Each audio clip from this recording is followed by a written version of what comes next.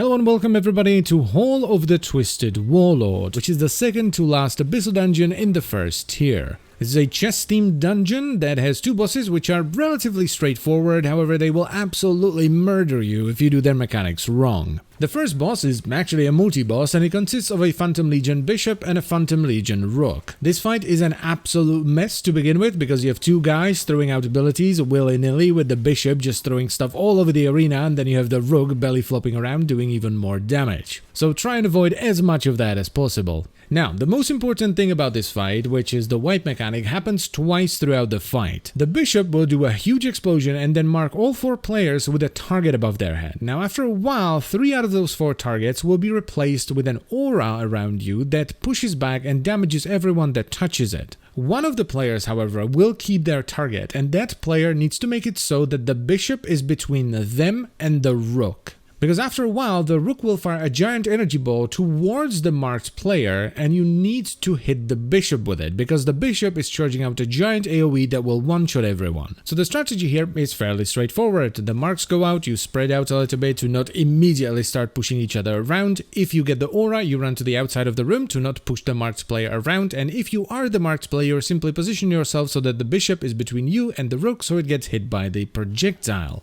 The catch here is that the second time this happens, towards the end of the fight, the Bishop will be surrounded by additional Rooks that you need to break before the projectile hits it. This is fairly easy to do, but it can be somewhat chaotic because 3 people will have the aura that will be pushing everyone around. And finally, you want to kill the Rook and the Bishop at around the same time, because once one of them dies, the other one enrages. And you don't want that, so what I do as the Paladin support is I save my Awakening ability for the very end, so once the first boss dies, I can dunk the second one. And that's pretty much it for the first boss. It is relatively straightforward, but it is chaotic, and the key to success here is to not lose your cool and make sure you stun the Bishop with the Rook's projectile.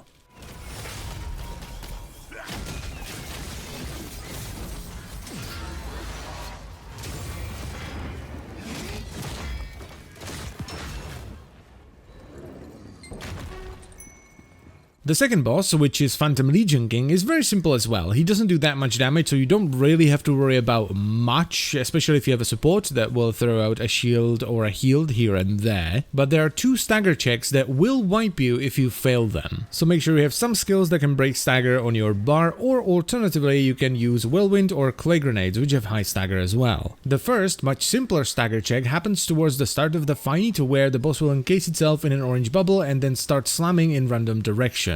This one is very easy to deal with. You just run up to the boss and break his stagger. I've never had this fail, but apparently if you let him go for long enough, he will eventually one-shot your group. This will happen twice throughout the fight, once at the start and then about halfway through the fight. The second, much more difficult stagger check also happens twice, and the first time it happens is around the time you bring the boss to 15 health bars. This, unlike the previous stagger check, actually requires some coordination, because what will happen is the boss will teleport to the center of the room, become invulnerable, and activate a stagger check. Now at the same time, the boss will spawn 4 swords that will start following people around. Now the only way to be able to break through his stagger is by picking up one of those swords, but picking up those swords will also debuff your entire party, and if another person picks up their sword before the debuff runs out, you will wipe. So what you want to do is kite the swords around the room in either a clockwise or a counterclockwise manner, because you don't want to run over other people with your sword, and stagger it out. Now the easiest way to do this is to use your party number, so in this case I was number 1, so I picked up the first sword. I immediately went into the boss to start breaking its stagger, then after the debuff dropped, the second person in the party picked up their sword and ran in, and so on and so on and so on until you break the boss's stagger, at which point the phase ends.